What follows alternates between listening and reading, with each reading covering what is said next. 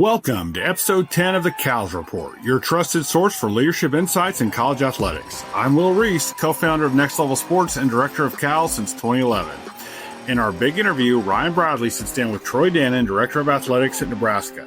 From leading in the Big Ten to shaping national conversations, Troy brings sharp, experienced perspectives to the moment we're all navigating.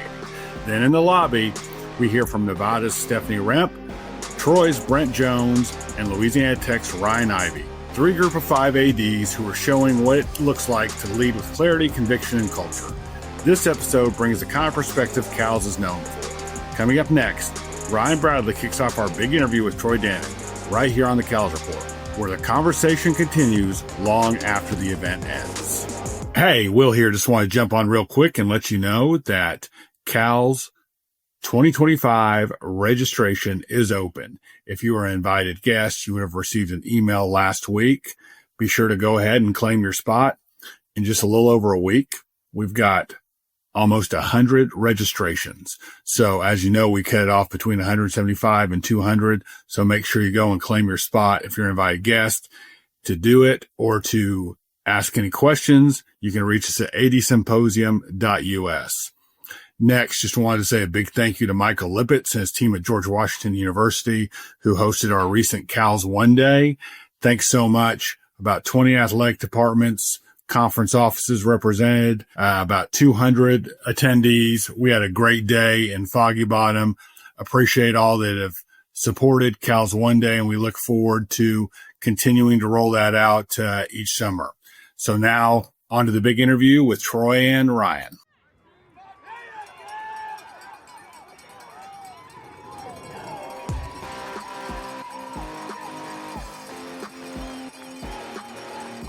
It's time now for the big interview here on the Cals Report podcast. I'm Ryan Bradley, and I'm pleased to be joined this month by the Director of Athletics at the University of Nebraska and a longtime friend of Cal's, Mr. Troy Dannen. Troy, thanks for being with us. How are things in Lincoln this summer? Well, I think pretty good. You know, I would be out of the office a lot more in the summer than I have been. You know, a lot going on in our world, but I think about as good as can be expected. It's a settling summer after last year going through transition. It's kind of nice to have a year under the belt and kind of have a little more predictability as to what might be going on. Absolutely. Well, a lot to talk about, as you mentioned. Things certainly not slowing down in the summer months for athletic directors in this day and age. We're going to talk about all the changes, both for you personally moving into the role at Nebraska a little over a year ago and the things going on in college athletics. But I want to start with your time in Lincoln. And specifically that transition a little over a year ago. You just completed your first full academic year there. You also had 3 other stints as an AD. So I want to start by asking you what your assessment process looks like when you're coming into a new role that first year in the AD chair, and maybe how you've refined that process over time since you've had 3 or 4 cracks at it now. Yeah, well, I think for me, everybody talks about we're going to do a 100-day listening tour, and you don't have 100 days to do nothing but listen.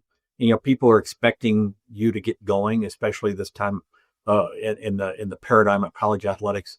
You know, I've always believed, and I started this when I first went to Northern Iowa in 2008. But my first meetings were always with the head coaches, just one-on-ones. I always go to the head coach's office because I want to see what's on the walls, what's on their shelves. You know, it tells you about their lives, you know, their family pictures and everything else. So I try to rarely, if ever, have a meeting in my office. Certainly the initial meeting's not in my office.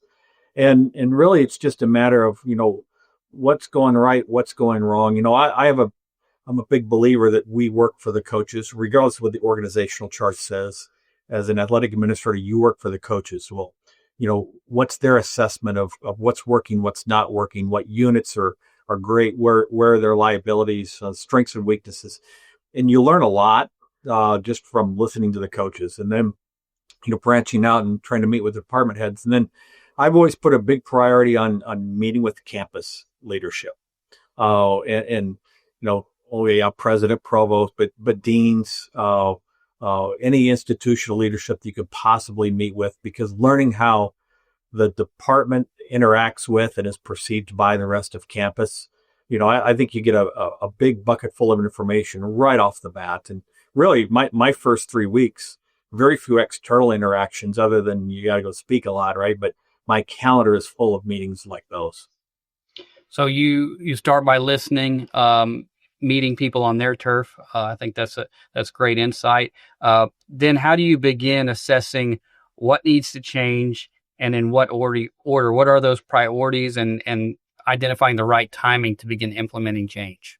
Well, after I do all those, then I really start to get to know my senior leadership team, and it might seem backwards that I don't do that first, but I want to find out how we're interacting with and serving the people around us. And at that point in time, when you start to get the leadership team together, then I can really ask intelligent questions about why, I told everybody when I get here, everything's up for questioning. It doesn't mean anything's wrong, but if something can't handle the scrutiny of the question, then it's probably not right. So I really get my questions from everybody I've talked to before I meet with senior leadership team. And then it's very quickly, what is highest on the priority list. And usually when you come into a job, there's a reason jobs are open.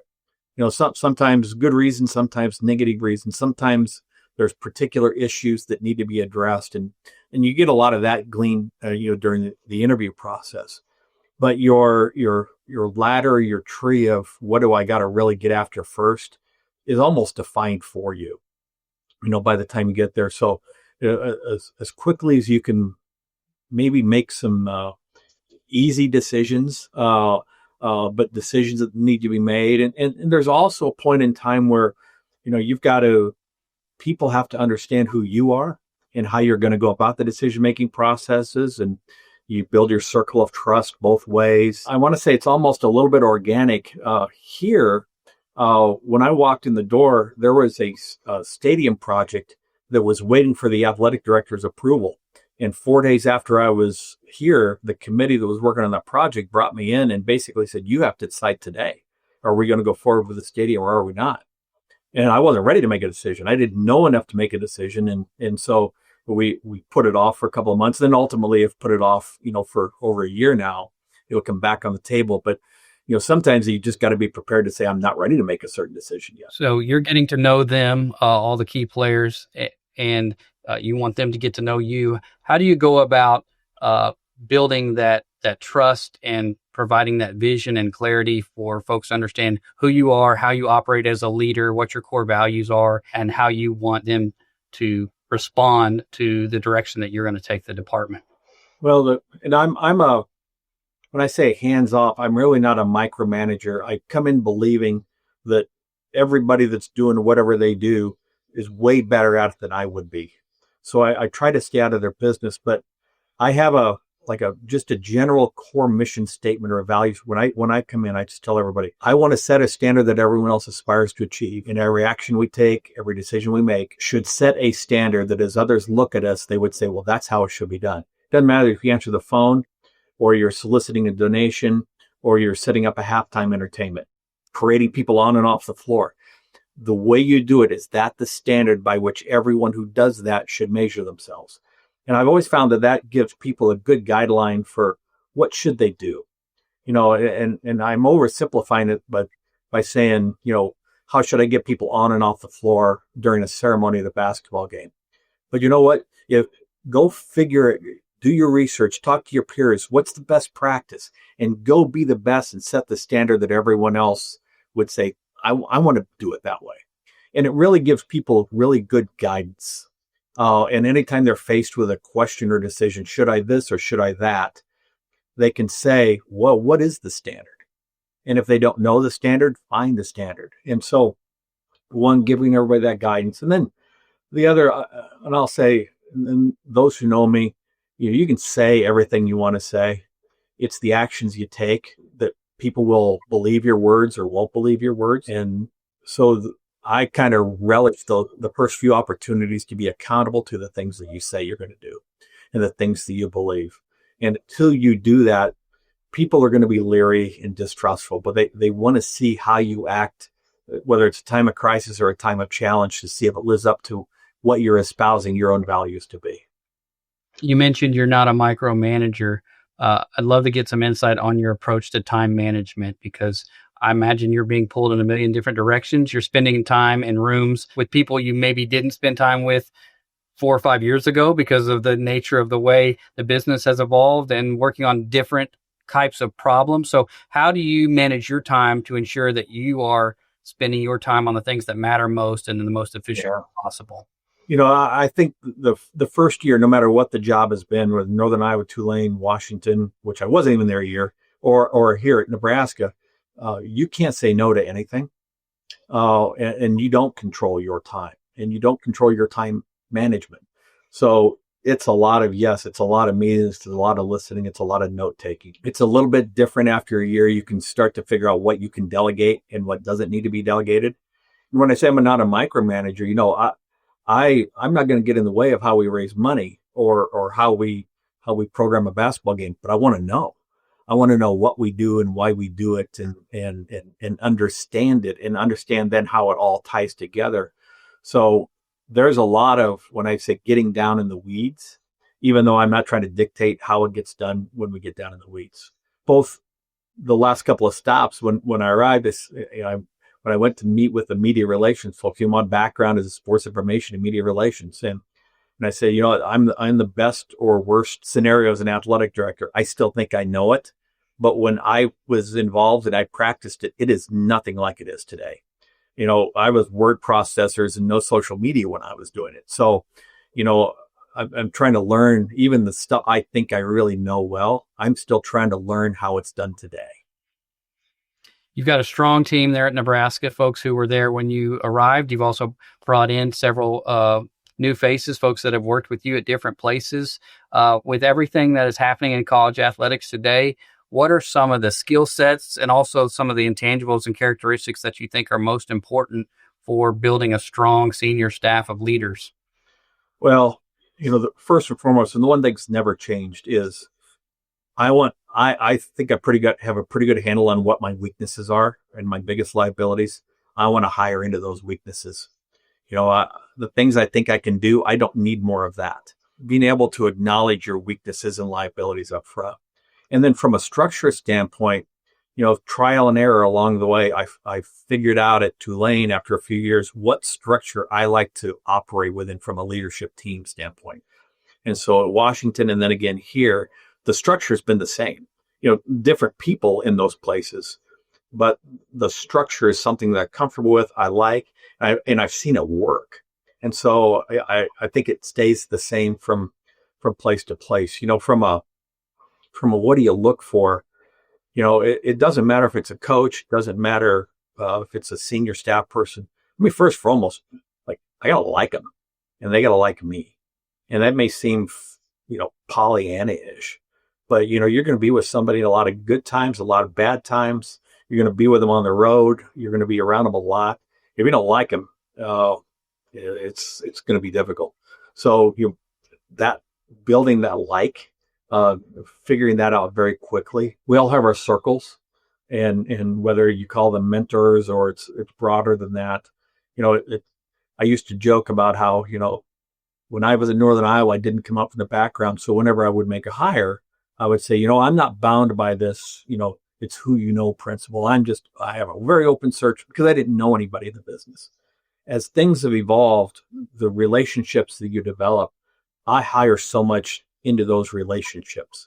I very rarely, at least for a senior leadership position, hire somebody that I don't know or there isn't one degree of separation. I'm more likely to hire a head coach than an assistant coach. Why? Because you can't afford to take chances and risks when it comes to people. And so doing as much diligence as I can to figure out, hey, you worked with this person, tell me what you think. That really helps me understand more than the interview or the resume. I do tell people on the resume all the time, I don't know what degree anybody has. I don't know what grade point anybody has. I don't know if they have a master's, a bachelor's. I know the doctorates sometimes because of the title, but I know what they did. I know what their experiences are. So really diving down into people's experiences more so than the degree or any other assessment. I want to know what people did and how that can apply to where I'm at. We're recording this interview in late June. Every one of these that we've done this year, I've had to timestamp it because things are evolving so quickly. This is the first conversation I've had with an AD in 2025 on the other side of the House settlement. Every one of these that we've recorded, we've been in that any day now mode, and we finally are on the other side of that piece, which is bringing some level of clarity and stability. But as we all know, still a long way to go. What have the past 6 months looked like for you and your team in terms of preparing to navigate this new landscape in the midst of a lot of uncertainty? And how much more clarity do you have now than maybe you had a few months ago? Well, I would say I think if the last 6 months, the last 12 months have been the most invigorating 6 or 12 months in my 18 years of sitting in the AD chair. And one, it's, trying to chart a course in which you don't know the road, to come up with all sorts of contingency plans just in case this happens, that happens. And really sitting down with coaches and figuring out, even though this is what I think might work, tell me how it's going to work for you. You're the one recruiting athletes. You're the one coaching. You're the one that's going to do this. And I will just say in general, like the model I thought was going to work, we probably ended up with 10 different models for different sports because the nuances that each sport had. So I learned a lot from of how the day-to-day is really working for our coaches. The frustrating part, in this business, we're all type A. So we don't have patience, and we've had to have patience. And also that comes with being type A is we're control freaks. We want to control everything. And at this point, the legal system was in control of everything. So there was a lot of frustration there. I would tell you, and my staff would tell you just this week, probably the first time I've been really frustrated and has come out in meetings with the staff because, we have a settlement. We don't have rules. We haven't operationalized the settlement. And most of us, not all of us, but most of us are rule followers. Tell us the rules. We'll find a way to walk right up to the edge, but just give us the rules and give us the parameters. And we're waiting for that. And, as we talk, it's 6 days from now, we're paying our athletes and all the rules, all the anti-circumvention, all the penalties we've all seen bits and pieces of it and it all looks great, but it's not finalized. It's not there yet. And so, this has been the most challenging part because, all right, we got a settlement. Let's go. Well, we can't really fully go just yet. As you've been traveling along that path of uncertainty, what have you done to try to maintain alignment with your university leadership, with your coaches, with your donors, all these different constituencies, and while you're still trying to, build the airplane as you're flying it? Yeah, it's easy to say communicate, but I've spent more time with people that I normally don't spend a lot of time with, that maybe even day to day aren't involved in athletics. To let them know what is happening. I've done so many town hall meetings. I've been to so many places to talk just in generalities about it, because it is such a different world for our fans to understand. Learning how to communicate what's going on with the coaches and then turn around and communicate it with, I don't want to sound, more important than I should, but with the layman, with the people that are reading something or watch a message board or watch ESPN, right? And trying to let them understand it in a sense that doesn't turn them off to everything that's going on. That's also been a challenge. But not wanting to give away or not wanting to speak in absolute terms, but speaking in generalities about what are the key facts. Most people, the details matter to us as the department, but outside the department, to my president, to my CFO, to the foundation, even to my GC, who isn't worried about the details, but it just in general, how is it going to impact us? The other piece, like at a place like Nebraska, we haven't been in the last 2 decades where we were the previous 2 decades of football. And, finding ways to take things like are happening right now and present them as opportunities. It was no different at Tulane. We looked at COVID as an opportunity to do everything right and come out of it fast, right? And make ground up on the people that were ahead of us because of how we respond to the crisis of COVID. We have the crisis of the antitrust settlement implementation. So convincing people that we are going to be ahead of it. We are going to use this as an opportunity. Hey, this is a great thing. Forget whether you like it or dislike it. This is a great thing. This is an opportunity for us to set the standard that everyone else will aspire to achieve and apply that model. So, we have, I think, really good buy-in internally and externally because we've looked at it honestly as a positive. If you're not a change agent right now, it is going to be a tough road to hoe. It really is. And higher ed is not a place where change agents thrive. So, being able to embrace change and, I'm a glass half full person anyway. I've been a glass 3/4 full, no matter what it was. People, I think from a leadership standpoint, people needed to see, hey, everything's good. He's positive. There's no negative. We're not crying about it. We're not grumping about it. This is a neat opportunity. I think people needed that from a leadership standpoint more than anything over the case or the last few months. You mentioned day one, you arrive in Lincoln. There's a big stadium project, Precision, on your desk. I imagine trying to look into your crystal ball, which you and I have done before, and project where things are headed and how your priorities might need to shift short-term, long-term, factored into that decision to essentially punt on that decision for some time. Talk a little bit about how decision-making processes have gone over the last 6 to 12 months and how you have tried to determine what to put at the top of the list and what things maybe need to be put on the back burner until we have more clarity.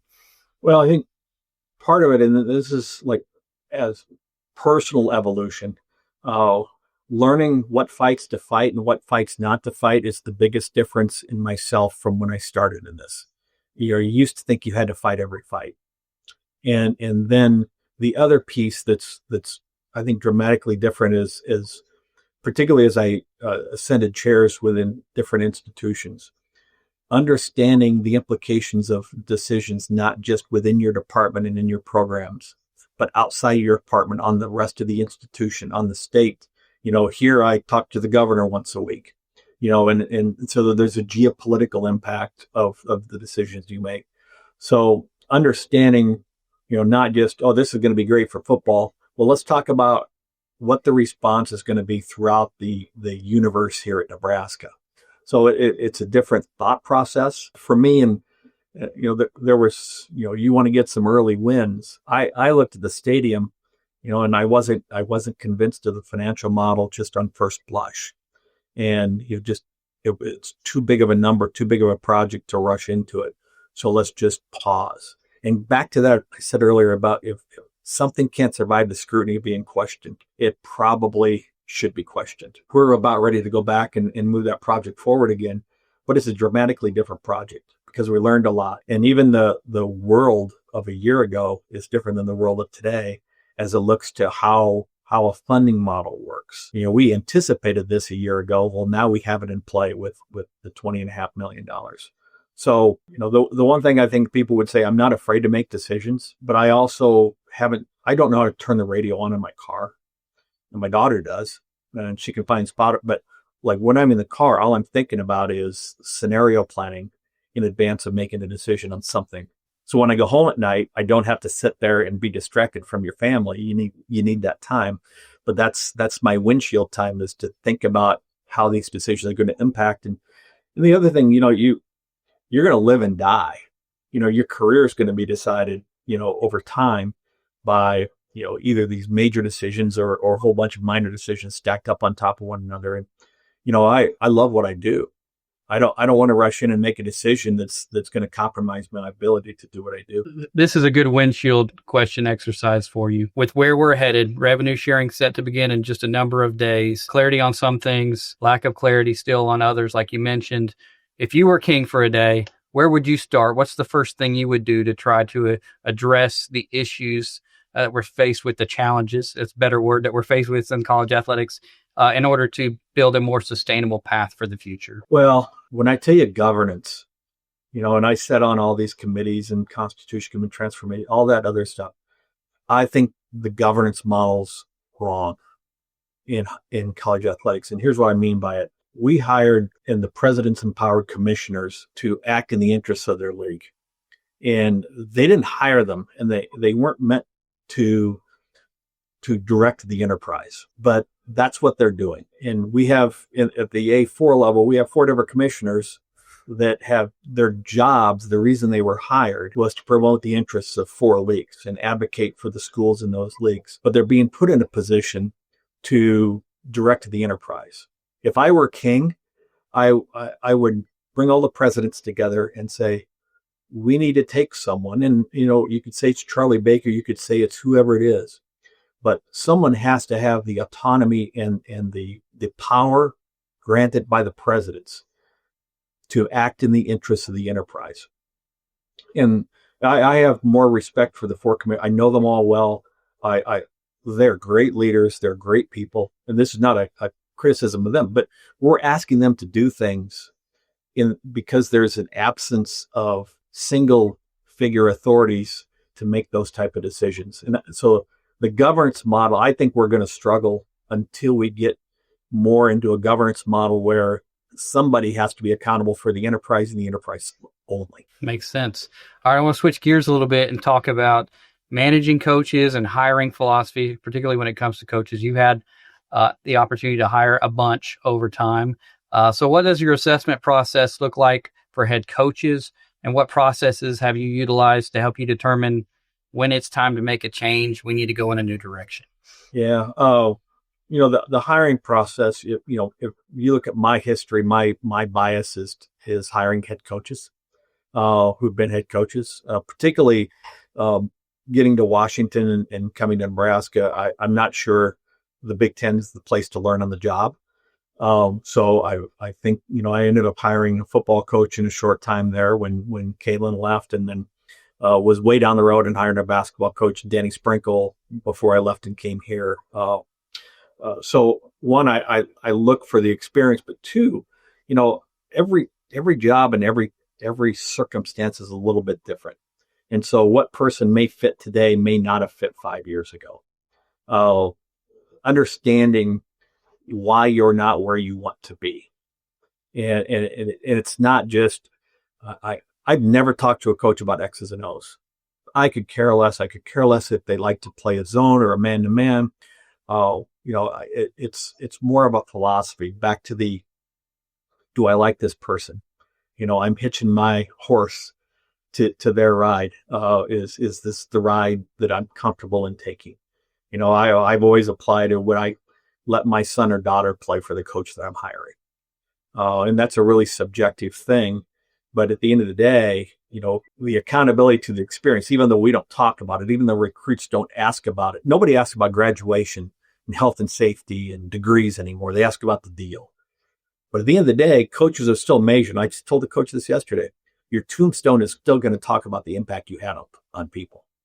You're not going to talk about how much you won and lost.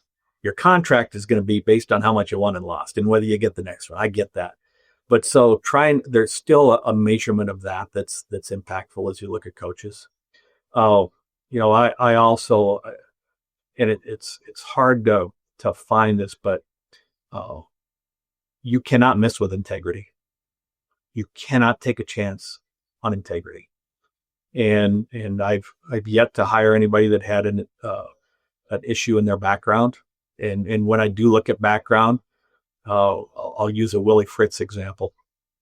When I hired Willie at Tulane, what I remembered about Willie when I was on the FCS championship committee in 2010 or 11, and he was at Sam Houston State, and I was on his sideline in the FCS championship game as a committee member, and watching how he dealt with his players, how he talked to the guy in the chain box, and how he dealt with the officials. And I never forgot it. I thought, this guy's just a quality person. And so, fast forward, you never know, 5-6 years later, I'm hiring at Tulane and there's Willie Fritz. And the thing that I remembered was just that character, that integrity I saw on the sideline that day. And so that's really, really important, because at the end of the day, I think the fans, your fan base, your external constituents that aren't in the office every day, they want to know they're being represented by a quality person. And that person is not going to embarrass them and their fanhood and their respect for the institution. When you're in the trenches and you're in the midst of a search process, how do you manage the outside noise, the unsolicited input, maybe some of the input or the buy-in you need to get throughout that process so that you get to the finish line, the press conference with alignment internally. How are you balancing all that while also knowing that at the end of the day, it's your name, it's your hire, you're going to be judged on the wins or the success or lack thereof of the coach you put in the role? Well, this is probably not the best answer, but when I do a search, I run a very, very closed search. Very, very few people involved. And if you want to hire head coaches, having committees and having people that are going to potentially leak information is a bad way to get a head coach interested in your search. So I run a very, very small, when we hired Jed at Washington, there was 3 of us really involved. And then I went through a very unique search here with a 4-time national champion, legend in the volleyball coach here. And volleyball means more in Nebraska maybe than it does any place in the country. And from him telling me privately he was going to retire to that public announcement and the naming of the coach 4 days later, with really a group of one of us besides myself involved in that process. And then as we started to talk to more people, because eventually, more people have to be brought in to execute contracts and to get the media relations piece. I really rely on confidentiality. The flip side is I hired a golf coach, women's golf coach, and it was more of a committee. And I let the sport administrator, no matter what the sport is, the sport administrator is going to be involved in the search. And in the golf coach case, the sport administrator ran the search for the most part. And this is also maybe counterintuitive, but sometimes it's like, well, I want to have the interview first and get my own impression before I get the take of everybody else that met with a coach. I'm just the opposite. I want to know what everybody's thoughts were. And so as I get into the interview, if people saw things that maybe should elicit a question from me, or I should try to dig down further, I actually have the ability to dig down further because I've got everyone else's input. So, it's some dramatically different, search by search. I've been very, very fortunate that I've been at places that have allowed the athletic director to do the search. That doesn't always happen. And even when I took this job in the interview process, I asked, how do you envision the search process for a major sport head coach? Because the more cooks in the kitchen, the worse the recipe usually. And so that's actually a question I ask during the interview process, just to know what lies ahead. You said earlier when you got into the business, your circle was pretty small. You didn't have that large network within the industry. Who were some of your early mentors, or maybe some of the mentors you picked up along the way that have influenced you and maybe the way you've evolved as an AD? Well, when I was a student in Northern Iowa and I worked in the athletic department, Bob Bowlesby, who went on to be Iowa Stanford and then Big 12 commissioner, was the athletic director. It was his first AD job. He was young. I learned one thing I learned from him that he was disarming, he was candid, and he said the truth. And I sometimes that's gotten me in trouble along the way. But I'll say what's on my mind, but I learned it from him. And even when I left Washington after a very short time, and not a good look, in a lot of respects. But for me and my family, it was home. We're all from Iowa, and a lot of respect for Nebraska. And it was Bob that I went to. The one person that I talked to when this was going on was Bob. So he's still, in so many ways. But along the way, for me, it was watching ADs that I admired and that said things. I think in this job, more provincial you are, the less chance you have to succeed.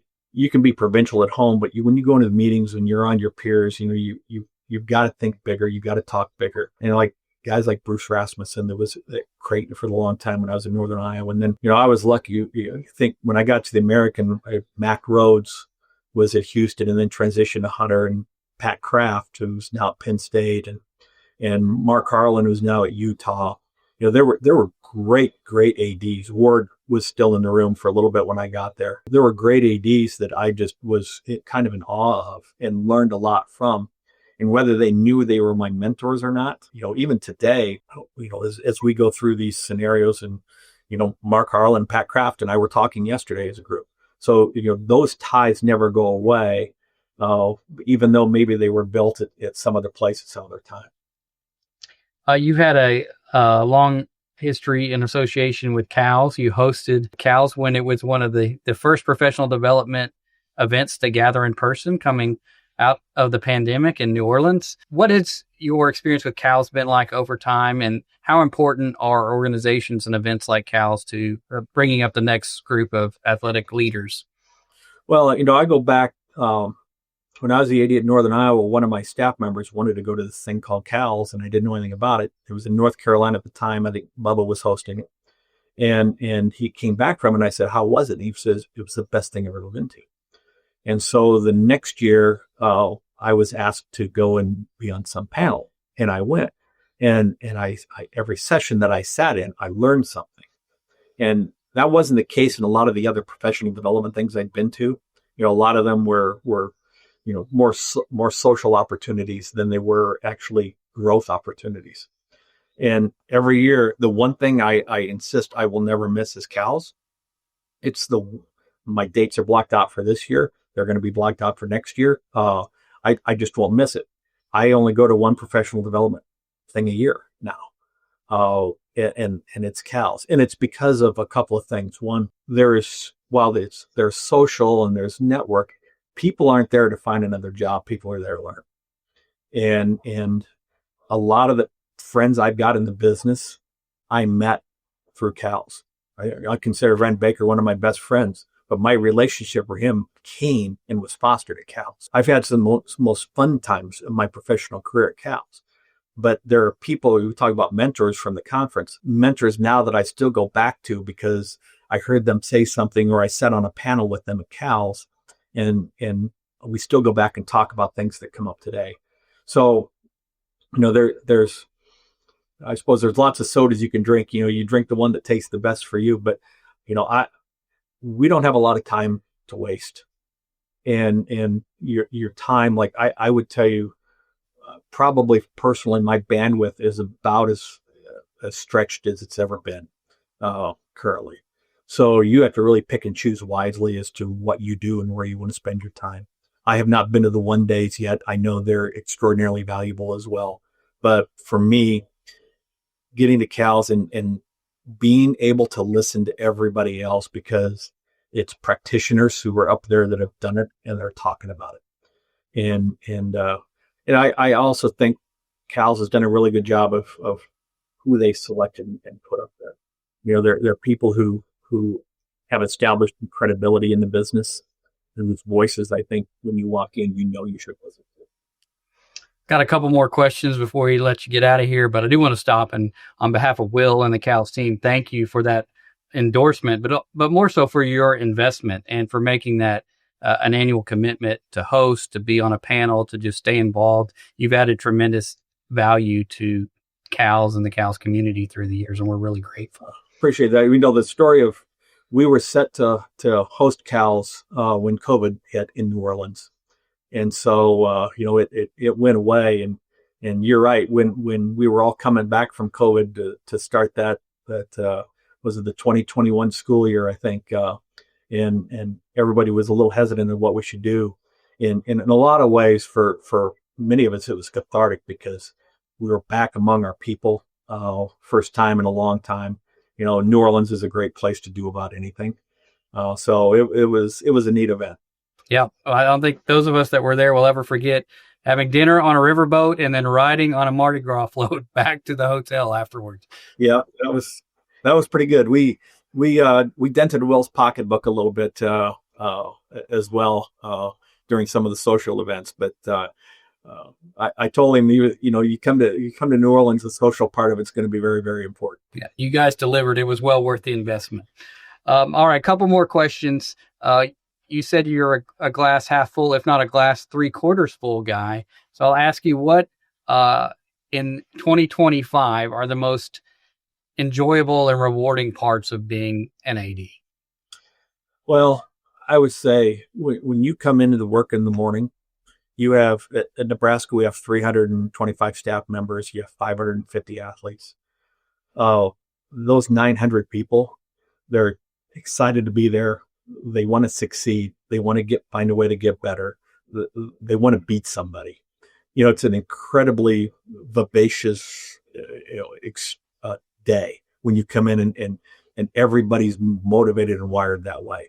You could go to work at JP Morgan and half the people are there and can't wait to get home. That's just not the way it is in athletics. So it makes your heart beat. And as young people come up, like a lot of us, I'll have 5 people a month when I come in and talk about, I want to be an AD. What is it all? And I say, find something that makes your heart beat fast when times are the worst. And because there'll be great times, but there'll be awful times in this. And if your heart can still beat fast during the bad times, this is your place. And so I would tell you, great thing is my heart beats fast every day when I come in because I can't wait. The other thing I would say, when you're around this enough, and I don't spend a lot of time with student athletes. I think most ADs would tell you they don't, just because of the calendar. I try to get to carve time out every day on my schedule to go to practices at the very least. But you know what the athletes go through. You walk through the training room. You see them in this weight room. You see them working in the off season in ways that the general public doesn't see. But when you can be there and celebrate their success, knowing what they have done to get to that point, that's pretty awesome. We talk about walking across and getting your degree, and there's a lot of ways success is. I want to win. And part of the reason I want to win is because I know what they're doing to get to a position to win. You don't go through all of that just to do it for the sake of it. You go through it to win. So watching them have success, knowing what they do, that to me is the extra juice out of the squeeze. Last question, the Cal's audience, primarily those emerging leaders, aspiring athletic directors, what would your word of encouragement or advice be for them as they are continuing on their path in hopes of one day sitting in a chair like the one you're sitting in today? Well, I would say this is the right time. You're going to be a part of the development of something that no other generation of athletic administrator has lived through and probably won't live through for a long time moving forward. So it's a very unique time. There's people that try to run to stay ahead of the train before it runs you over.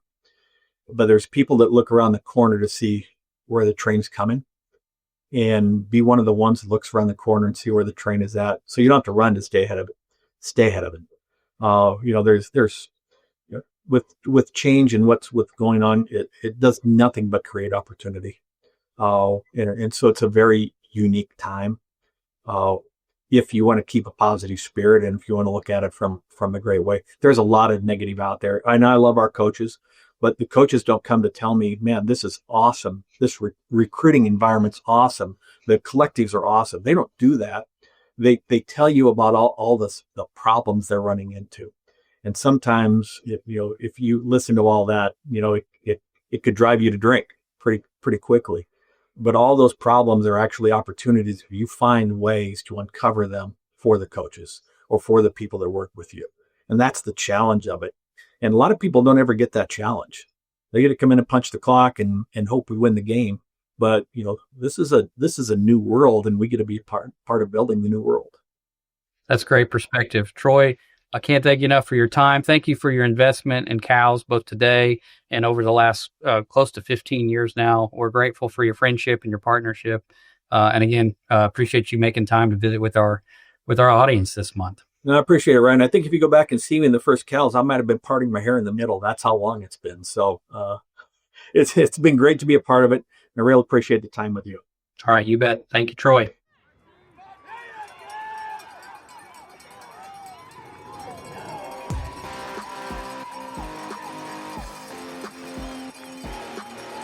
Welcome to the Cal's Report. This is the June edition, 2025. I am Brent Jones, Troy University's athletic director, and I'm joined by two experts in this field with Stephanie from Nevada and Ryan from La Tech. You're going to get to know a lot more about them as we go through. But before we do, I think it would be great for us to sort of give a shout out to Will to talk about CALS and what he means. I've been able to go for 8 of the last 10 or 12 years and has really been able to grow from an associate AD to a senior associate, to a deputy, to now being in the chair, and just so appreciative of him wanting to do items like this, as well as day one, as well as the sessions, and really be able to give back to the community, which has been great. Stephanie, would love to hear about your interactions with Cal as well as with Will.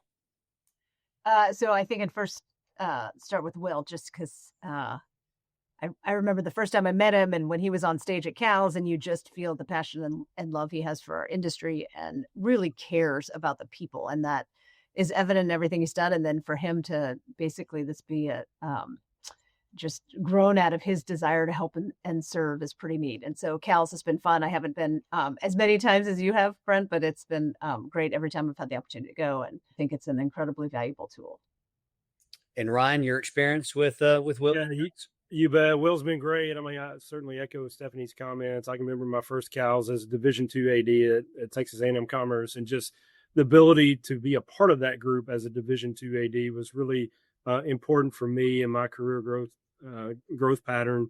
And then also the ancillary educational things that he's done, like a CALS One Day. I remember when I was at Stephen F. Austin, we were able to be a part of the first CALS One Day in Waco. And so these educational sessions and professional development opportunities that Will and his team has provided has been tremendous for me.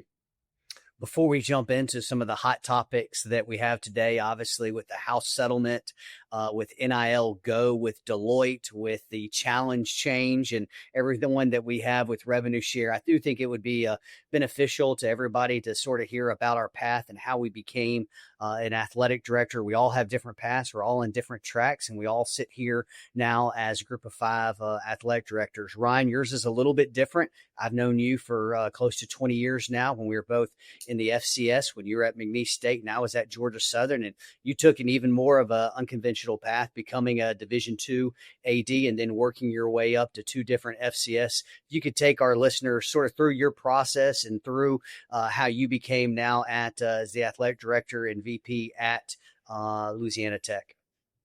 Yeah, Brent, like you said, I mean, it's certainly an interesting path, and I think everyone has their own path to really get to where they are. And mine was different in the fact that I had a really unique opportunity when I was 31 to take a Division II AD job at Texas A&M Commerce, and very, very thankful to Dr. Dannen Jones, the late Dr. Dannen Jones, for his confidence in me and being able to take that program and really hire some really good people, let them have success, and then able to turn that program around led me to Austin P, where I was the AD there for 3 years, and again was able to turn around that program from a football standpoint, just from a really departmental aspect of it as well. I was fortunate to get the AD job at Stephen F. Austin for 6 years, and really was able to kind of see that next level from an FCS standpoint. The things that we were able to do there really at SFA kind of helped to prepare me for this next step here at Tech. And it's been fun over the last, year and a half. So it's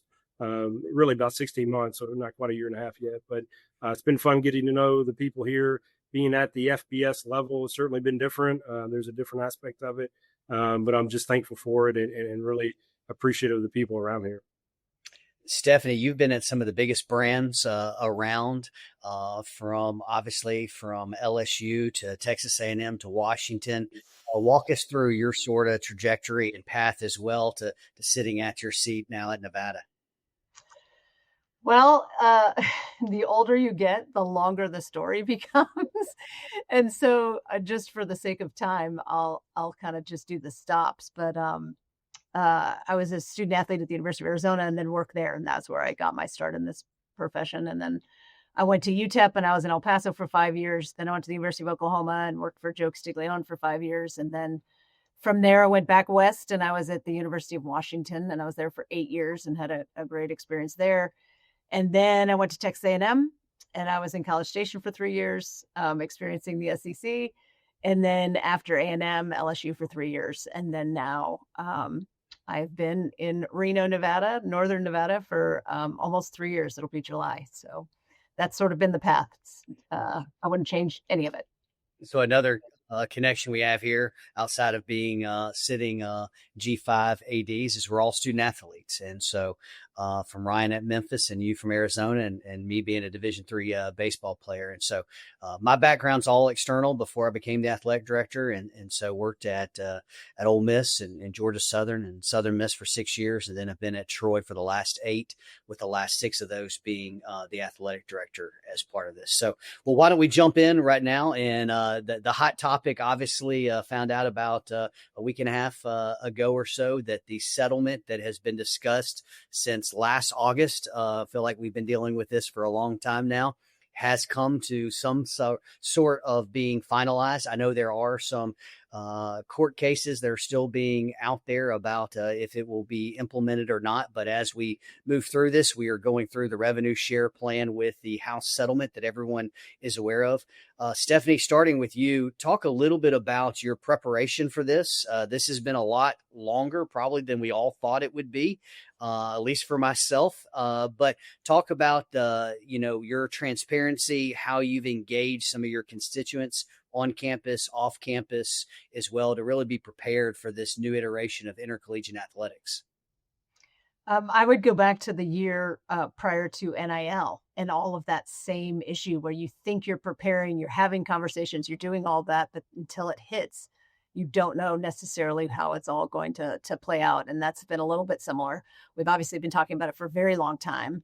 I think it's important that you educate your constituents, you educate your campus, obviously to have transparency with your coaches and your staff. And so we've worked to do that for the last year or so. I think a lot of people are relieved that it's coming in-house in a lot of ways. And so it takes some of the burden off of the people that have really struggled with giving money to a collective from the donor perspective, not necessarily the NIL perspective in terms of sponsorships and things like that. And so then it's figuring out, and there's so much uncertainty. Obviously, we're not going to be able to do the 20.4 million. I don't know if either of you are. And so what's the right number and what are your competitors doing? And there's so much, as much as you try to be transparent, there's also so much, everybody's protecting their own information where you don't want to necessarily share because somebody might get a competitive advantage. It's used against you in recruiting, all of those types of things. So trying to provide some level of generalities with people, but making sure that we are doing what we need to do that's in the best interest of our student athletes and understanding that the impact that we'll have on them as well as our coaches and having real conversations about the direction we're going. But we don't have it completely figured out, like in terms of the percentages and what sports we're paying and all of those things. So we're working on the fundraising component of it. We are rolling out NIL Go, and we have all the people that are designated to be on those, to be the point people, and how we're uploading the money, working with our campus. And our campus has been very, very helpful through this process. So it's still a little bit of a navigating it, but we feel like we are ready, and hopefully we will be paying student athletes July 1st. That's the intent. Stephanie, before we go to Ryan, it really, I was a COVID baby. So I was hired in June 2019 as the athletic director here, ascending from the deputy of external. And 6 months later, maybe 7 months later, obviously the world stopped. And so you really had to navigate through that total landscape. This makes it feel like this as well, where you are flying the plane as you are building it as well. And I think everyone's going to be in a better understanding, a better spot, probably in year 2, year 3, as we continue to move forward with this.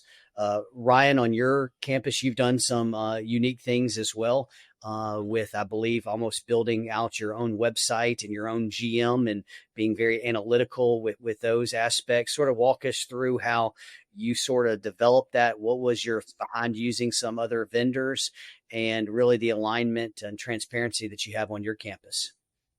Yeah, no, I mean, it's like Stephanie said. I think the great philosopher Mike Tyson once said, everybody's got a plan until they get punched in the mouth, right? And we're all getting punched in the mouth right now. And so we're trying to understand exactly really what's going on. And for us, what we've talked about internally was we've got to make sure that we focus on us, right? And making sure that we're doing things that are in the best interest of Tech and really our student athletes. And so part of that was, all right, how can we do things differently? And one of the things that we came up with was, hey, look, we all have seen the technology that's out there, the GM tools, those type of things.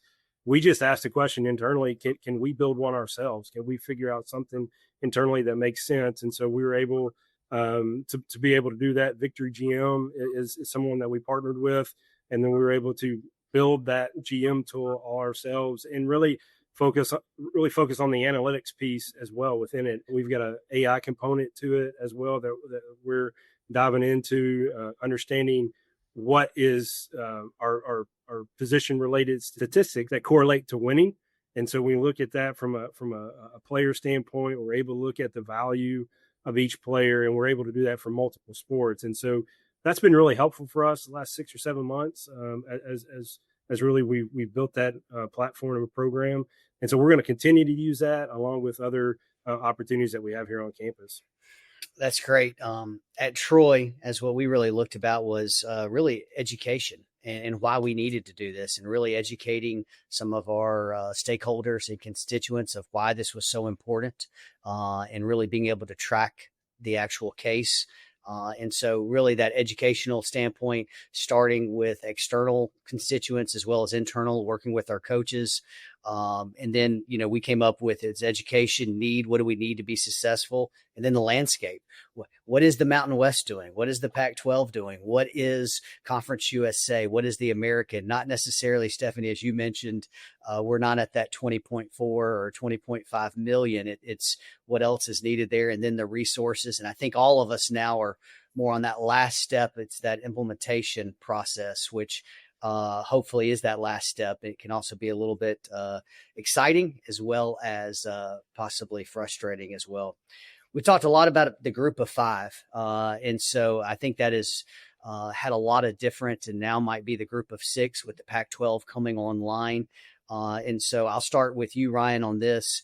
Where do you feel like, and this is a tough question, obviously, but where do you feel like the group of five fits in FBS in the next 3, 4, 5 years? Where do you think the group of five really fits in the next landscape? Yeah, no, I mean, I think there's certainly a place for us. I mean, you think about the college athletics ecosystem and where we are. I think there's a place for us. There are only so many roster spots at the highest level for our student athletes to go. I mean, I think the number now is 6%, between 6 and 7% of all high school student athletes get to participate in college athletics. And so there's opportunities there. And I think if we can focus on the fact that we are still providing opportunities for student athletes to have a chance to participate and use the vehicle of intercollegiate athletics to have access to education, I think that's still very, very important for us. I think that's part of the aspect of it as well. I think the other part, quite honestly, is from a G5 standpoint, G6, whatever it is that we're going to call it. Like, we really need to start coming together and have conversations, and we need to figure out where it is that we want to be, like what's going to define us, kind of what's our vision, values, kind of standards of behavior, things of that nature. I think that's going to be really important to us over the next 3, 4, 5, 6, 7, 8, 10 years, right? I mean, there's going to be a place for us, but I think we need to be proactive in defining that place as well. Absolutely. Stephanie, obviously going through some conference realignment that I think has touched every single G5 conference as well, obviously with the Mountain West and the Pac-12. Not going to get into any of those details at all, but where do you see yourself, obviously being at some of those huge brands that you've talked about in the Power Four, as well as in the SEC, and now obviously in the Mountain West? Where do you see the Mountain West as well as the group of five fitting in the next few years? Yeah, I think it's, again, one of those things where if anybody said they know today, they don't, because it's just there's so much lack of clarity and understanding. However, I'm with Ryan. Like, you cannot forget the reason we are here. And I do think some of the unfortunate parts of this is that there are going to be less opportunities for high school football players. And that one is the one, and baseball too. And that's hard, because we know how cherished these opportunities. We know how it transforms your life by having the opportunity to play in college. And the fact that those numbers are decreasing, I think, is really difficult, and it's challenging. And for us, I say a lot of times, because you hear our coaches be frustrated. Everybody gets frustrated, donors, all of those things. And I think our coaches have done a pretty remarkable job of being resilient and working through this. And the thing I always say is, if you don't like something, change it. If you can't change it, you have to change your attitude about it. And I think our coaches have done a tremendous job. And speaking specifically with football, I think Coach Choate, and he's going into his second year, has really embraced this new model. And an example he used is he spent several hours with a AAA baseball GM that was in our local community, just to talk about it, feeling like that's kind of our new space, and not be resentful that that's the case, but actually meet with your student athletes and say, what do you want to accomplish? Because if I can help you go, and we have a football player last year that went to a Power 5 or Power 4 that made over $1 million, and so you can turn that into a positive. As hard as that is, you're helping these kids as they go on and have life-changing opportunities when it comes to the financial opportunities that they have at the bigger schools. And so what can you do to really focus on training and developing and creating a great culture that impacts these kids for the rest of their lives, even if they don't graduate from the University of Nevada, and really, really embracing that and making sure that these kids know that you really do care, even if they're here for a semester to 2 years to 5 years. And I think that's really important.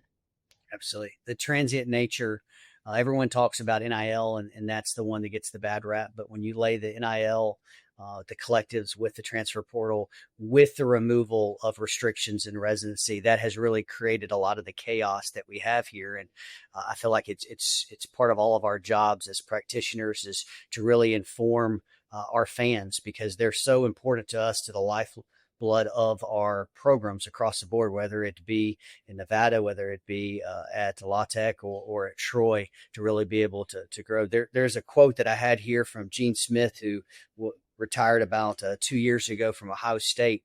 And he made a comment, and I thought he was referring to Ohio State at the time, but he really was referring to our industry and our enterprise. And he said, moving forward, it's not going to be necessarily about national championships as much as it's going to be about competitiveness in your conference. And I didn't necessarily understand what he was saying at the time, and now I do, with our conferences and how spread out we are, as well as how many have grown in nature. Going back to the previous question that we had about the resources and the house and the revenue share, if we're competitive in our conference, then we're giving our coaches, our student athletes, our fans a fighting chance. And I think that's where we're really going to be judged on as we continue to move forward, is, being able to set those standards, whether that's GPA, community service, attendance, tickets, as well as competitiveness in our conference. That's how we'll be judged. And obviously, from the Mountain West to Conference USA to the Sun Belt, if you're tops in your conference, you're going to have those opportunities of postseason play, whether that be bowl or NCAA as well. Stephanie, you talked a little bit about with your coaches. How do you sort of set your expectations? How do you work with them in setting those expectations? There's a limited budget. Not everyone has it, no matter if it's 20.4 or if it's $2 million or $200,000.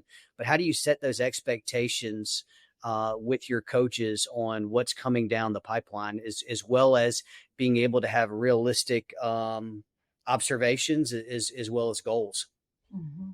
I think there's a couple ways. One, I do think there's value in having individual conversations so that you can be transparent with them. They can be honest. And it's obviously a different dynamic when you're in a head coaches meeting, which we had last week. And I think a lot of the coaches got to hear. Our football and our men's basketball coach really had some good dialogue in that meeting about the landscape. And it's different. It is different for men's basketball than it is football. It is different for soccer than it is tennis and all of that.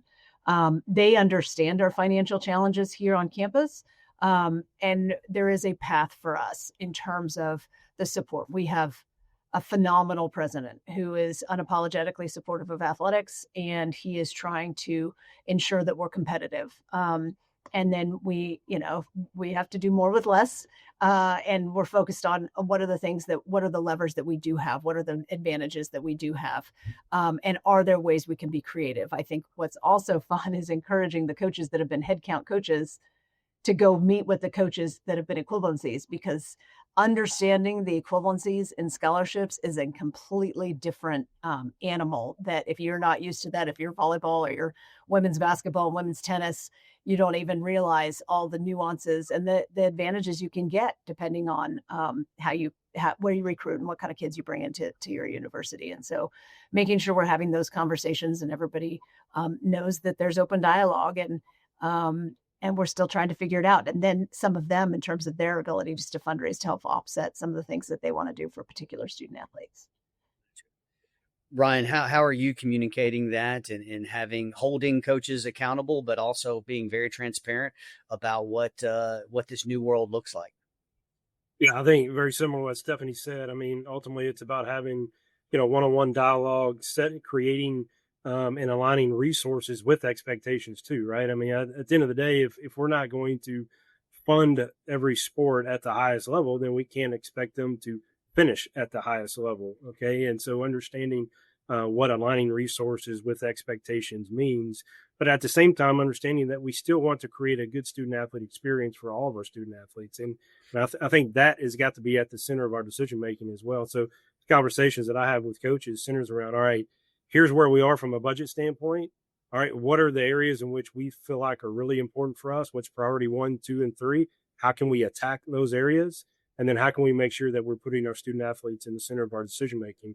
I think when we do that, we come out with a really with a good plan, and then be able to go and really implement and execute that plan. I think the other thing is understanding and educating those in and around athletics about this, right? I mean, at the end of the day, our fans are very passionate and they understand and they want us to win in every sport that we have. But the reality of it is we're not going to be able to. So we need to make sure that we are educating our fan base, our donor base, our president, our boards, whatever it may be, on our plan and what that looks like. And so, because if we can do that, and then we can show hey, here are the results that we've had associated with this plan, then hopefully we're going to be able to create an opportunity for them to understand it. At the same time, maybe now they're going to want to invest in it more because they've seen the success of that plan as well. Absolutely. From both of y'all, transparency, being very direct and understanding what it is. Look, every sport portfolio is different as well. And so some sports have a history. La Tech, women's basketball, you can look at the Final Fours and national championship games and everything. And so each different school, that's what I also think that is somewhat exciting. It's also challenging about this house settlement, but before everyone was on equal level and there's only certain ways that you could pour into it. And now being able to really be able to hopefully be able to pour into those revenue sports that will ultimately be able to help and benefit every single sport that matters. And so the one thing I do think that has been somewhat lost in the narrative is it's not just about, and Stephanie, you brought it up, we are losing roster spots for a lot of high school student athletes, and they really have probably been overlooked the last few years because of the portal. And at least I know on our campus where we're heavy portal in all of our sports, because you can get a person who's, played 1 to 2 to 3, sometimes 4 years and still have some additional years left compared to being a developmental program taking on a high school.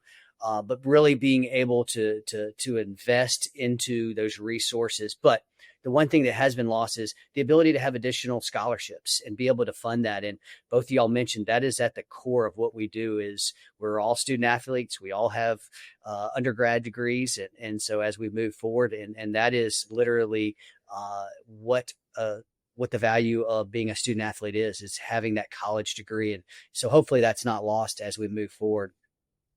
Stephanie, our next question that we have here is really about mentorship. And so I want to phrase this in two ways. I want to hear some people who have been so crucial and important that you have either worked for or that have been surrounded by friendship. And then how do you become a mentor to your staff and or others? But first sort of talk about people who are mentors to you, and then how do you become a mentor to others? That's an interesting question. I've had the opportunity to work around and for and with incredible people in this profession, and including coaches, and have focused on how do you develop relationships. And I think young in my career I was very task oriented and didn't understand necessarily the value of relationships and spending the time with people that comes out later when you're working through things. If you have a great relationship with somebody and being able to call people and network and all of that, those are not necessarily my strengths. And I think there's tremendous value in doing that. So I also think something for me that is important is understanding the value of being a role model, not necessarily a mentor, of course, but the fact of a role model. And that is something when people see somebody that looks like them doing something that they want to do, then they believe they can do that. And I think that is as valuable as anything else, because if you grow up and don't see anybody looking like you that is doing something, you kind of, I don't think you can envision that happening. And I think that's something that I didn't recognize until I remember going from UTEP to Oklahoma and realizing the impact of that. And so I feel like you asked a couple other questions. So I've, the athletic directors I've worked for, I always joke that, and now they're in the same conference, sitting in the same athletic director rooms, but working for Joe Castiglione and then working for Scott Woodward, you could not find two more different people. And so working for each of them was an incredible experience for me. I mean, I always say Scott took college athletics and put it on its head and spun it around because Joe is so, traditionally been growing up this way, and Scott had not been in athletics until he became the athletic director. And I started working for him a month or two after he became the AD at Washington. And so it was, I spent 14 years with him. Obviously, I learned a tremendous amount. And so, yeah, I think there's amazing people in our profession, and you can learn from all of them for a variety of different reasons and of different ways. So I'll leave it at that. Ryan, for you, who are some mentors that have made a significant impact on you personally, professionally? And then how do you view being a mentor to others as well? Yeah, I mean, as I mentioned earlier, my path is just so different because I became an AD at a fairly young age. And so I hadn't had a chance really to be at a Power 5 school, working for some of these just phenomenal leaders that we have in the industry. But I did spend about 6 years with Tommy McClellan at McNeese State. I was an assistant associate AD down there. He was the AD. We were 25-year-olds trying to figure it out, right? And there was a lot of value in trying to figure it out. And so he and I are still close to this day, and being able to lean on him and have those conversations has been really helpful for me as well. What I've learned by being in the AD chair for 13 years now is I get to have interactions with other ADs, which become friends, right? And friends and colleagues and competitors, which I tend to lean on, right? I mean, Brent, you're one of them, right? I mean, I call you quite a bit. I mean, I think about Ren Baker. I think about Jared Mosley. I think about those individuals, Jamie Boggs at Grand Canyon. These are individuals that have had a ton of success at different levels, but are very humble about who they are and are willing to invest and have conversations and give back. So I think that's what I've learned over the years. And as far as my approach to mentorship, it's about being humble and understanding that at the end of the day, this place was here before us and it's going to be here after us. Our job is to try to make it better while we're here. And so having that servant leadership mentality, serving others, focusing on others, allowing people to have opportunities to have success and failures, I think is really important. I read something a while back about creating this leader method. And essentially what we have to do as leaders is we have to divest control of what we're doing, but maintain responsibility. And that is a hard thing, I think, for human beings to do. But I think once we're able to really dive into that, then we're able to really invest in people and really create great leaders. Stephanie, you probably said one of the best things that I've heard. You were so task oriented to get to that next. And that is something that's so important to be able to rise to the level of being a leader, to being a senior, administrator. Is you have to be able to accomplish a lot of complex, difficult chores, whether that be balancing budgets or NCAA infraction or revenue or attendance or donor cultivate, whatever that may be. But at the same time, it is about the people, because when someone calls about someone else, they're going to ask, how are they interacting? How are you being able to do it? So that's such a fine line of being able to balance that as well. And so, for me personally, it's every AD that I've had, good, bad, or indifferent, to be able to learn things about them. The one thing that I probably respect more than anybody or any attribute is hard work, really, really hard work. And so, being in this profession over 20 years and seeing it has changed some, obviously, since COVID, which is some good things. And so I think we lost a lot of talented people after COVID because they wanted to have that ability to be able to move a little bit more and have that flexibility and not have that take away from their family life. And so how do we really lean into that as an enterprise, but being, task oriented, but also relationship friendly and building that is so key. And with those mentors we had. One thing I do want to talk about, which goes into the mentoree, is professional development. And look, one of the first phone calls that I received after being named athletic director and was from a colleague who was in Conference USA and now is in the Power Four, but said these are the loneliest positions you'll ever have. You just don't understand how lonely they are.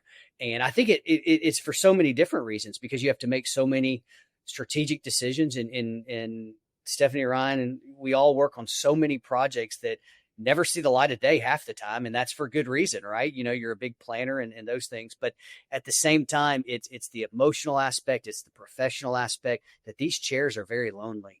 And people can only understand that. So, Stephanie, how do you, from a professional standpoint, development, how are you making sure that you're staying up to date, that you are, you have the most accurate information, that you are, really still being able to provide ideation to yourself as well as to your department? How are you balancing that as well as the million other balls that we have in the air? That's a little loaded question. I would not say I have figured that out. I actually have people that help support me in that space. One being my husband, who sends me things that come out on the news because I'm terrible at tracking on social media, and then making sure our staff, and when we see opportunities to get on Zooms or hear different things, making sure our staff is doing those types of things. I do try to listen to Cal's podcasts and some of those things, read articles, have conversations. Our president is actually on the NCAA board of directors, so that's going to be a valuable tool for us. And I will tell you, I don't know your guys' experience, but it's also different depending on the school and where you are. And when I was at the bigger schools, you got to play in a space that was a little bit more innovative, and really you had the people and the resources to try different things and being on the front edge of different things. And that's fun. And then I think at our level, we're still working on how to sell tickets and do some of the basic things in college athletics. And we got to get those right before we can even think about some of the bigger picture things. So that's been a bit of a transition for me. So I'm sure both of you have much better ways that you continue to stay on top of things. But that's something I do think is critical in our world, to be able to make sure we know what is happening. Absolutely. Ryan, for you? Yeah, Stephanie, trust me, I have not figured it out at all. And I think part of this, and again, we're in the industry of higher education, right? And so part of what we have to do is we have to constantly learn and be lifelong learners and challenge ourselves. And that is, to me, probably one of the hardest things that we do as ADs, because we do have so many things coming at us on a daily basis, and understanding that we've got so many different people that are tugging at our time and wanting a piece of the time, and all for justifiable reasons, right? No one is probably not coming at you that's not justifiable in some way or another. But we do have to make sure that we're creating priorities in for ourselves. And I think, and I go back to the comment that I made about divesting control but maintaining responsibility, right? And that's why I think it's really important that we have great people around us that we can trust and that we're able to lean on and give them opportunities to really have success, so that we can take time for us to have just thought. I mean, one of the things that I do just about every morning is I've got 2 labs at home, and every morning at 6 o'clock, those dogs are ready to go. I mean, and it's like, they're my accountability partner, and it's amazing how that works. And whether I'm, just get out and I walk for 45 minutes to an hour, or I run or whatever, but just to have a conversation with myself out there, I think is really important. Listen to podcasts, right? Listen to whatever it is that's going to get us. I think those things are important, that you can take time for yourself to really think and to start the day thinking, I think is really important as well. So I do that. I don't know that I would do that without the 2 dogs. I'm going to be honest with you. I can hit that snooze button quite a bit. And about the third time, my chocolate lab's looking at me like, all right, dude, it's time to go. And so it's been good to have those two as accountability partners as well. But I think the other part is it's just leaning on each other, right? I mean, we talk a lot about, and I talk to our coaches a lot about using the genius in the room. Like, no one understands what you go through on a daily basis better than each other. And I think as ADs and as administrators, like, we need to do that with each other, like understanding that no one understands what we go through on a daily basis better than each other. So how can we lean on each other, have those conversations, being willing just to be a listening ear or being able to vent with someone, I think is really important. And that's what I've probably learned and gathered so much really over the last 13 years. It's just how many people are willing to sit there and just listen to you. And I think that's really important. I think being able to, both of y'all, what you said, but that's why Cal's is so important. No question. And look, it's so many times it's also inconvenient. Sometimes it's in the middle of football season, and you might have a home game, and it might be a midweek. But anytime's inconvenient. And so we have to prioritize. And Stephanie, as you were saying, as well as Ryan, you have to prioritize what's important. And I think being able to whether that is reading, whether that is exercise, but is that taking that 2 days to being able to really re-energize, to have new thoughts, to be able to connect. I've gained more, to be quite honest, in having a dinner with a colleague who's a friend for 2 hours and hearing about what they were thinking about doing and some of their trials and tribulations that they were going through than I could have for anything else. And so that's just so important to have someone to be able to bounce those things off. Last question here, as we're running a little bit long, and I so appreciate y'all for joining us, but and I'm going to start with you, Ryan. What still inspires you? What inspires you personally, as well as about this enterprise that we're in? Well, first of all, I ask myself every day if there's anything else that I could be doing, and I have not come up with anything yet. And so I think that's part of the aspect of it. I just believe that I've been called to do this. I believe this is part of who I am and really my DNA. I enjoy being around student athletes. I enjoy the competition. I enjoy the struggle that competition is, right? And I enjoy the fight that we have every day, and it is, right? And this is what we do. We grind and we fight it out, and we're providing opportunities for young people to have the chance to learn life lessons. I often say to our student athletes that if you're 4 to 5 years or 6 years or 7 years in college, who knows anymore, right? But if that is the best years of your life, then we have failed you, not because they're not fun, but because our job is to prepare you to have the best years of your lives. And to understand that and to really believe that, I think is part of who we are and really the DNA. And so, my family is a big part of who I am. I've got 2 boys. My wife and I have been married for 21 years. She and I got married before we graduated college. She has been with me every step of the way, and is my accountability partner when I need to be kicked in the pants. Like, trust me, she is quick to say, "Hey, suck it up and go do it, big boy, because this is what you said you wanted to do." And so it's like, that's the fun part of it, right? And having my family involved and integrated. So being able to do that, it's been really fun, and just being able to see the impact that we have on a daily basis. And we may not be able to see it every day, but when you're able to have those conversations and see student athletes come back and being able to see what they've been able to do, I think that's a big part of it. And ultimately, that's still what we get to do every day. Funny anecdotes story here. I still remember Ryan when he didn't have kids, and I was riding around in the back of your truck in Lake Charles, Louisiana, with your wife in front as we were going to meet Tommy and Jessica for dinner as part of that. So that's how far we go back now, no doubt, as part of it. So, but Stephanie, what inspires you, as well as about what inspires you personally, and then also in this enterprise? So I always go back to, I love that we have a measuring stick in college athletics. I love that we get measured all day, every day. And that inspires me because you want to be the best. I want to be the best athletic director. I want our teams to have success. Our coaches really are what give me the energy, and and we always have to do better. But a big focus of mine since we've been here is supporting our coaches, and I want our staff to feel like every single day they're coming to work to make the programs better.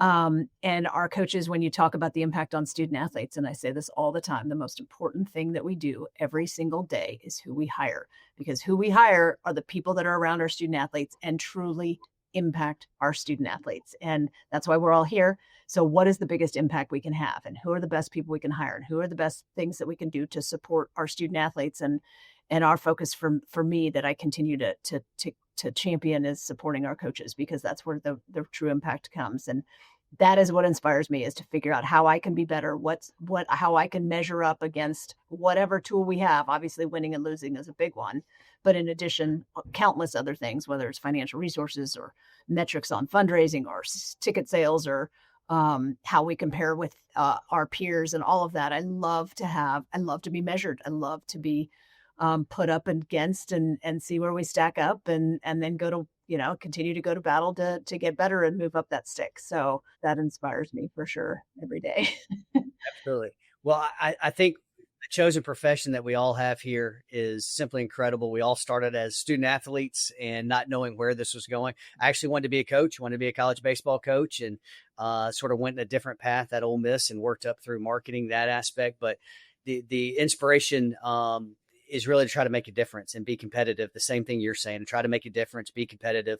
The same things that pull your hair out are the same things that really challenge and excite me. Right. And so that's that tough battle that you have is those battles, those fights, those plans, being able to put a plan in place and being able to see 150 student athletes graduate, the highest that you've had, or setting a GPA or whatever that may be, but really be able to serve, make a difference, and for this chosen profession. And it only has gotten even more chaotic now with everything that we have. But I greatly appreciate Stephanie for your time, as well as Ryan for your time and your expert analysis and being able to spend. Hopefully our listeners have been able to get something out of this with the Cals Report. This is June 2025. Thanks for joining us. Thanks for tuning in to episode 10 of the Cals Report.